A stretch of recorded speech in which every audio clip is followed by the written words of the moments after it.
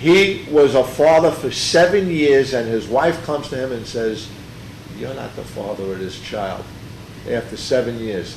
This guy is a part of his child's life, morning, noon, and night.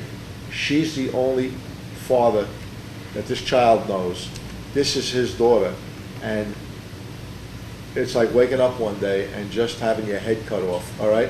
He's been removed from his house. He no longer, not only does he not have a wife and a life and a home that he was building, but he lost his child. And the ironic part is that this guy was her father, was the only father that she knew, and he was the only daughter that he knew. And that was just, that's like, stick the knife in and rip my heart You out. absolutely cannot imagine anything worse than what's happening to thousands, and I would say millions of men, because we have so many stories. You know, we're going to describe some of these stories about married men, married 10, 20 years, 2, 3, 4 kids, and then by circumstance, by maybe a phone call from a stranger in the middle of the night, saying, you know, or a letter or something. Oh yeah, okay, or divorce, or an accident, you know, in a hospital. Oh, you know, good point. Right? Right. Remember that? We had so many stories about that. A transfusion is needed. Right. They're going to give it from the father. All of a sudden, That really happened in Chicago. it really happened. Yes, Out in Chicago. you're not the father. Tell him, not the father. And then Gary, this poor guy, and this is the truth, I hope people are really paying attention to this, okay? This poor guy, and this is, if any state in this nation cannot agree with the medical evidence that was provided at this testimony to not allow DNA testing to be a law to prove paternity fraud, I don't know, I lose my faith in the system altogether. Oh yeah. This guy, the child, needed a transfusion, a blood transfusion. The wife didn't want to tell the husband that this child is not yours, so she says nothing. The father gives a blood transfusion to the hospital. They inject the child, and this child died a horrific death, okay, because the bone marrow did not match, was not the same. They were not a biological match, and that just that alone, she killed that child. we saw testimony at the town meeting about guys, you know, going through divorce, and they find out that maybe one child is not his child. So then he decides, I want to get the others tested.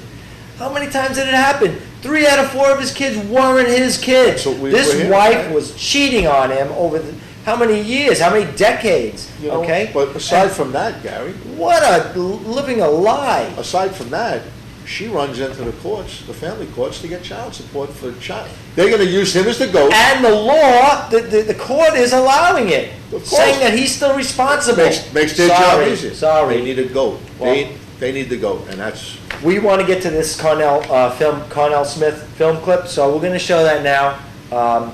This is very important. This is our man, Cornell Smith. So here it is. As Brother Eric Gambrell was just saying, my name's Cornell Smith. I'm the founder of the U.S. Citizens Against Paternity Fraud.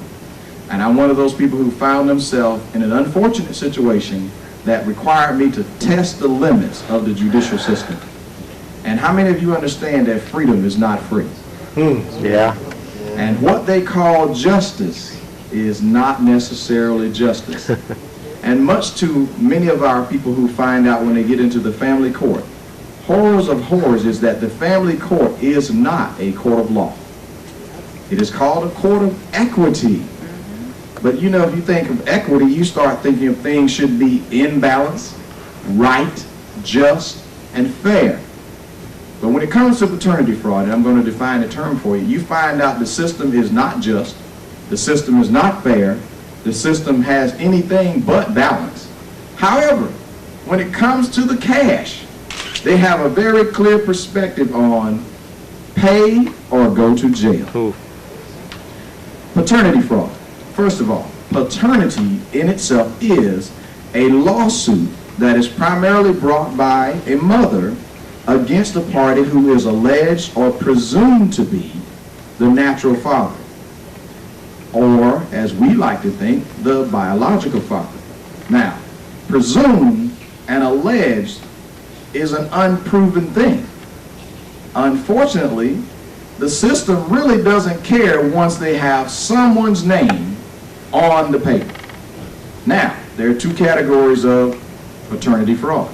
I forgot to give the definition for the fraud part. Some of the people try to say that it's not fraud. The deliberate concealment of a material fact is fraud. Look in any of your law books, go look in the Black's Law Dictionary, go look in Parsons Law, take your pick in any one that you want to use to define the term, and I say that if you ask a mother, were you aware that you had relations with more than one male? And her answer would be yes. Did you inform the person that you told that I'm pregnant and the baby is yours? Did you tell him there was someone else that could be the baby's father? No. Were you intending to tell him? No. Ladies and gentlemen, you have just heard the defined definition of paternity fraud. Now, there are two categories of fraud. Number one, there is marital paternity fraud. Sometimes when people ask the question, why does little Joey look like the milkman? Well, the obvious answer is because the milkman is little Joey's daddy. And while the marital man, the husband man, was away from home, whether he was gone to work or whether he was out fighting for our country. And I say fighting for our country in the person of the many men who are in the United States Armed Forces, in military as in Navy, Air Force, Marines, Coast Guard. And if I miss some, just give me a little time, I'll find some victims there too. These are officers, these are married men, these are single men. The second category of men who find themselves in this situation are called non-marital paternity fraud victims, of which I find myself in that category. Now, we say we want men to be responsible. We say we want men to take care of their children. You will not hear me, as the leader of U.S. Citizens Against Paternity Fraud, say that I'm against people taking care of their children. I fully support people taking care of their children, and that includes every child that they formally and legally adopt. That includes any children that are born that are theirs. And I use the emphasis on theirs. But now, since we don't make grandmothers pay child support for children that they offer care and support for, we don't make uncles pay child support for children that they step in sometimes and they fulfill the male role model role. Do you understand that if we made that a dangerous thing for people to get involved in helping with children, that you would almost have a category of single moms would be almost untouchable, as in guys would be afraid to date a single mother? Is that really what we want? But with the non-marital paternity fraud, a guy does not even have to have a relationship with the mother. He does not even have to know the mother. And the looks on your faces says, oh, get out of here. There's no way that could happen. And right here in this great state of New Jersey, there's a man who was found to be the father by a technique which they call default judgment. Default judgment means that somebody can put your name down that you do not know, that you did not touch, that you did not have a relationship with, and the court says, but you didn't come to the first hearing. Well, we haven't found one person who has contacted us yet that says, I got the notice before they started taking my money. Quite the contrary. The process servers have actually been cross-examined. We've taken depositions of some of the process servers, and they couldn't even name the correct house that they had been to. They couldn't even tell the right colors of the house that they'd been to. So quite naturally, these men who are declared legal fathers by the stroke of a pen, how do you defend a lawsuit that you've never gotten the notice on?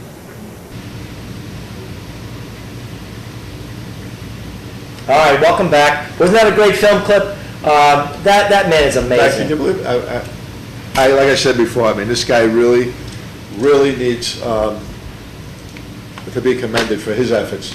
PaternityFraud.com.